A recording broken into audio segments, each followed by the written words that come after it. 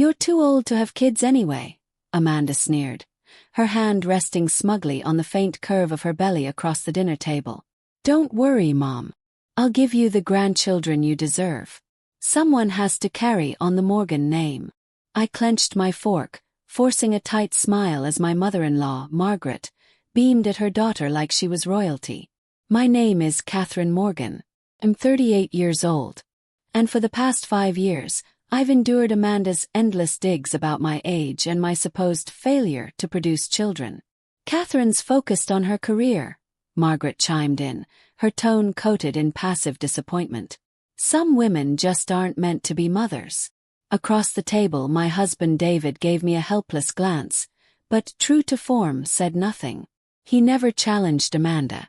She's younger. Foil. That's just how Amanda is, he'd always say. I opened my mouth to speak, but Amanda jumped in. Oh please. You're practically 40. Your eggs are probably dust by now. She laughed, scanning the table for support. You can barely take care of yourself, let alone a baby. What none of them knew, what I had never told anyone, was that I'd been quietly undergoing fertility treatments for over a year. Every hormone injection, every blood test, every hopeful high and soul-crushing low. Lone. Because I knew they'd twist it into something cruel. Amanda, maybe that's enough, her husband Tom murmured. But she wasn't done. What kind of mother would you even be, Catherine? You work crazy hours. You're not maternal. Let's be real. You'd be collecting Social Security before your kid finished high school. Silence fell. Everyone waited for my usual quiet retreat. But I was done retreating. I reached into my bag and pulled out a thick envelope. You know what, Amanda? You're right. I'm older. I do work hard. And unlike you, I don't take anything in life for granted. I slid the envelope across the table. Open it. She narrowed her eyes. What is this supposed to be? Since you're so interested in my reproductive status, I figured I'd show you. With an exaggerated eye roll, Amanda opened the envelope, then stopped. Her smug expression faded as she pulled out medical records, lab results, and a fresh ultrasound dated just 2 days ago. Her fingers trembled. This can't be. Twins, I said calmly. I'm 14 weeks along. Turns out my eggs aren't quite as dried up as you thought.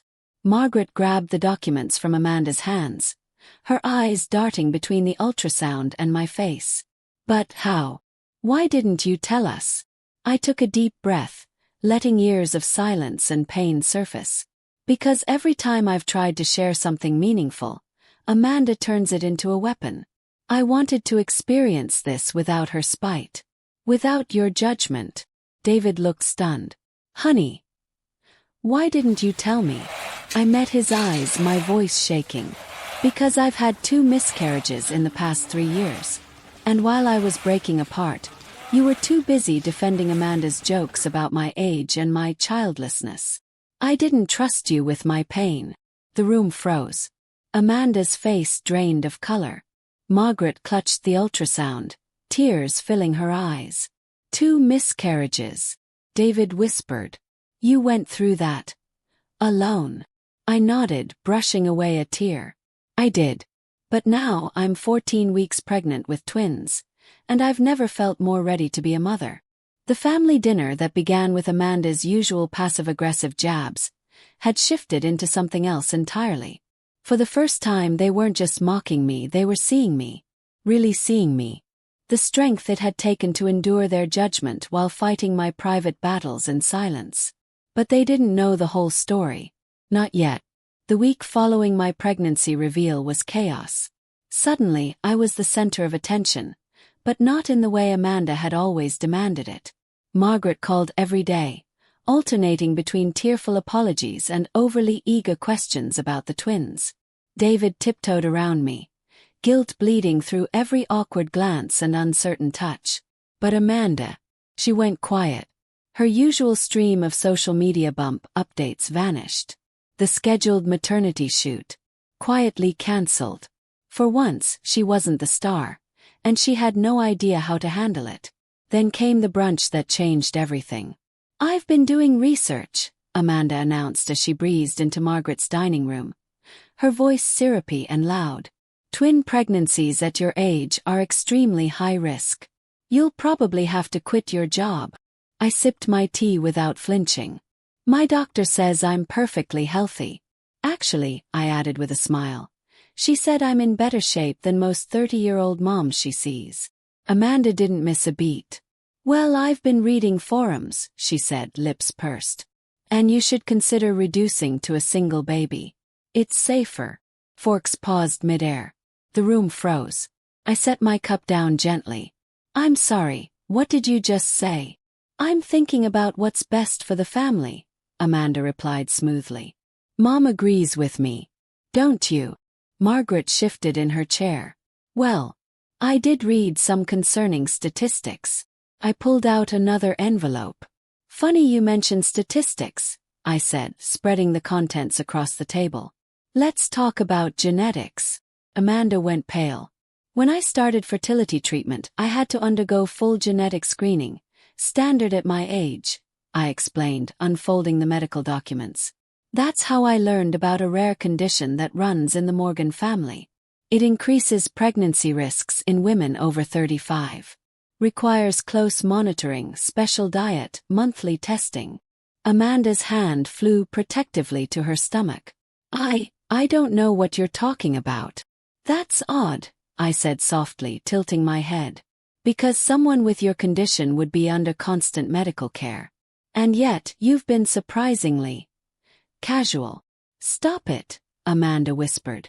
Unless, I continued, my voice barely above a whisper, there's nothing to monitor. The room erupted in stunned confusion. Margaret snatched the papers, flipping through them with shaking hands. David stood, his voice low but firm. Amanda, what's going on? Amanda's composure shattered. Her face crumpled as tears streamed through her foundation. I just wanted the attention, she sobbed. You wanted the praise, I said quietly. The way everyone fawned over you while mocking me. She looked at me, mascara streaking down her cheeks. I didn't think you were actually pregnant. I was going to fake a miscarriage next month. Before anyone could tell. Margaret collapsed into her chair, the ultrasound photos slipping from her hands. You lied to all of us. I just wanted Mom to look at me like she used to, Amanda wept. I didn't mean for it to go this far. I felt no satisfaction in her breakdown, just sorrow. For all the years this family allowed her cruelty. For the way her insecurity was fed by favoritism and silence. I've known for weeks, I said, my hand resting over the swell of my belly. There were no pregnancy markers in your blood work, because there was no pregnancy to test. I wanted everyone to see who Amanda really is. Not just the lie. The pattern. David ran his hand through his hair, stricken. Why didn't you expose her sooner? I met his eyes. Because I needed the truth to be undeniable. Because for the first time, I wanted you to see her clearly. Amanda looked at me with something I'd never seen before. Was it respect? Shame. Recognition that I wasn't the pushover she'd always dismissed. But this wasn't about revenge. It was about breaking a cycle. The cruelty. The favoritism. The silence. And just as the dust began to settle, a new knock came on my door. 3 days after the confrontation, Amanda showed up at my house, no makeup. No designer clothes. No performance. Just Amanda, stripped of her usual armor, as she stood on my doorstep. Can we talk? She asked, her voice barely above a whisper. I let her in. She sat stiffly on the edge of the couch, glancing at the half-finished nursery through the open door. I've been seeing a therapist, she blurted out. Since yesterday. I needed to understand why I did what I did. I sat across from her, one hand resting protectively on my bump. Amanda's eyes were glossy with tears. She helped me see something I've been running from. I've been horrible to you because you represent everything I'm not. Successful, independent, strong. You never begged for attention or tried to earn Mom's approval. You just were, and that scared me. I stayed quiet, letting her speak. When you married David, I was terrified, she continued. You were everything I wasn't. And I thought if I could tear you down, I wouldn't feel so small. That's why you targeted me, I said gently. She nodded, wiping her face. Every time I made a joke about your age or not having kids, I was really just trying to feel better about myself. But when you announced your pregnancy, I realized how pathetic my lies were. They were, I said, not with cruelty but with clarity. And they hurt more people than just me. Amanda looked down. Mom won't speak to me. David won't even look at me. I've ruined everything. No, I said quietly. You just made it impossible for us to keep pretending. You forced the truth into the light, for all of us. I stood and went to my office, returning with one last envelope. Amanda looked at it cautiously. Another bombshell. No, an opportunity. I handed it to her.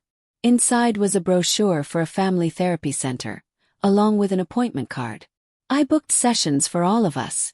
David, Margaret, you and me. We all need to heal. This family's been broken for a long time, and that didn't start or end with your lie. Amanda stared at it, tears welling again. Why would you do this for me? After everything I've done. I touched my belly and smiled softly. Because these babies deserve to be born into a healthy family. And despite everything, you're still their aunt. For the first time in our entire relationship, Amanda hugged me. No tension, no competition, just a genuine human embrace. The months that followed were filled with change. Deep, uncomfortable, beautiful change. In therapy, Margaret finally faced her role in shaping Amanda's dependence and need for approval. David learned how to stand up for what was right, not just what was easy. And Amanda, she began the hard work of becoming someone new, someone whose worth didn't depend on being the center of attention. As my pregnancy progressed, I watched our family slowly knit itself back together. Amanda started volunteering at a women's shelter. Margaret joined a grandparents group and learned how to love without control. David became the partner I'd always needed. Steady, engaged, protective. When the twins arrived, everything was different. Amanda was the first to notice I'd gone into labor, calmly calling the doctor. Margaret packed my hospital bag. David held my hand the whole time. His eyes only on me. Now I sit beside their cribs, watching Sophie and James sleep peacefully. Amanda folds tiny onesies beside me, occasionally stealing soft glances at her niece and nephew. Thank you, she whispers, for not giving up on our family. I smile, the weight of the journey behind us finally lifting. Sometimes the hardest battles give birth to the most beautiful victories. Downstairs, I hear David and Margaret laughing as they prep dinner together. Our new weekly tradition. Our family isn't perfect, but it's real now. The facades are gone. The competition is over. In its place, something authentic has finally grown. And in this new life we've built, I've realized something. The best revenge isn't getting even. It's getting better.